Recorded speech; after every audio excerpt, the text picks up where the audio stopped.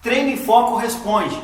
E hoje nós vamos responder o Joneilton Borges sobre por que a gente não fala nas análises cinesiológicas nossas sobre redondo maior e redondo menor. E também por que a puxada por trás foi abolida das academias. Ou potencialmente abolida das academias. Vamos ver no vídeo de hoje.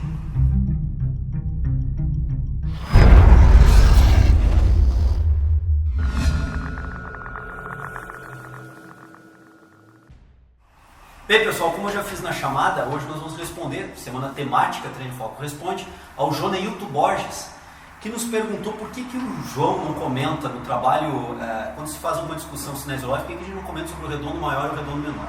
Bom, o redondo maior ele é coparticipante junto com o latíssimo do dorso, que é um forte músculo adutor do ombro.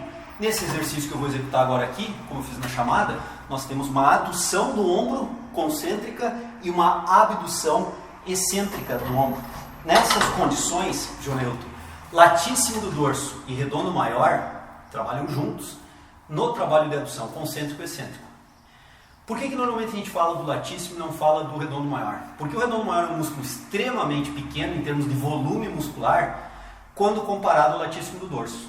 Então a participação do redondo maior na execução desse exercício ela é muito menor na efetividade da execução do exercício se comparado ao redondo maior. Então normalmente quando a gente vamos referenciar ao movimento de adução transversal do ombro, a gente fala muito do latíssimo do dorso, fala também do peitoral, fibras externos costais, que também são coparticipantes, e acaba realmente não comentando muito do redondo maior, que também é coparticipante. Mas a justificativa está essa, Joneilton, que nós temos um músculo pequeno, que ele é coparticipante, mas na efetividade de execução do exercício, como ele trabalha sempre agregado sinergicamente ao latíssimo dorso, a participação dele se torna irrisória diante de uma participação extremamente efetiva do latíssimo dorso. Então esse é um ponto importante que a gente tem que discutir. Alguns músculos realmente a gente não trata eles em maiores detalhes, porque a participação não é tão significativa assim diante de outro músculo que é sinergista, que tem uma participação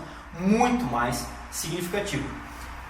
Quanto ao redondo menor, ele é um músculo que integra o manguito rotador.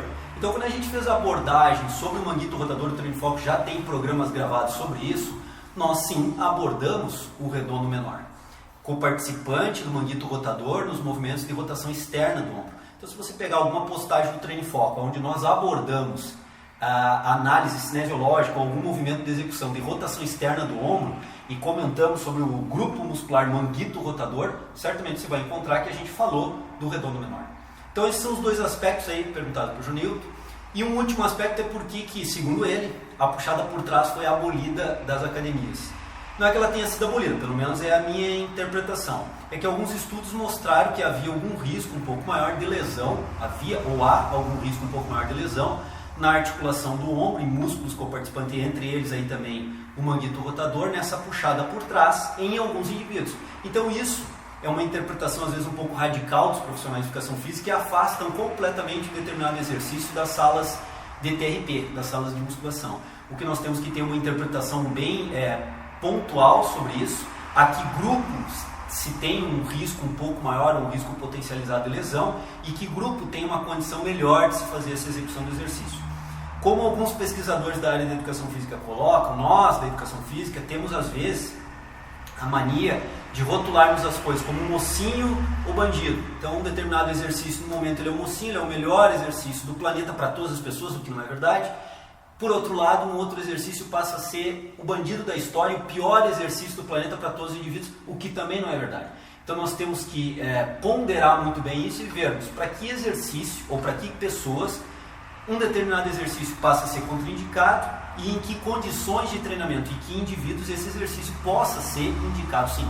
Essa é a visão então do Treino em Foco também com relação da puxada atrás, da puxada na nuca.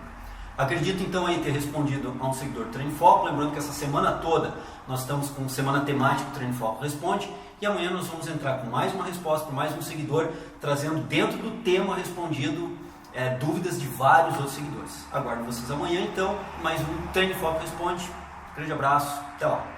A questão de termos um desenvolvimento corporal adequado para um corpo perfeito, também nós podemos questionar o que seria um corpo perfeito nessas condições. Mas como ele colocou na citação, nós interpretamos como um corpo musculoso, forte e bem definido, como o Felipe Franco. Então, nessas condições, nós temos que imaginar que sim, treinamento por um bom período de tempo, e aí podemos raciocinar até com anos de treinamento, bem executado, bem feito, com a carga adequada de treinamento, mais uma nutrição também bem feita, bem regulada.